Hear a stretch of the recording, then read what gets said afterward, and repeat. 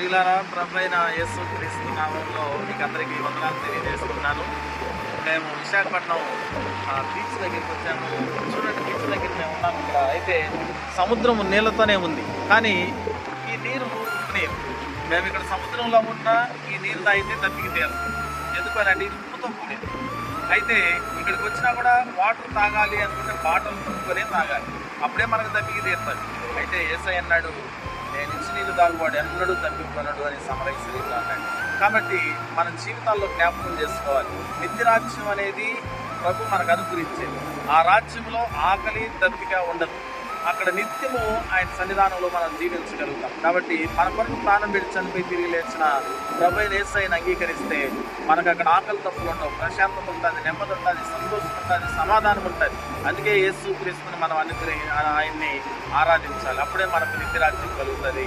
అట్టి కృప దేవుడు మనకు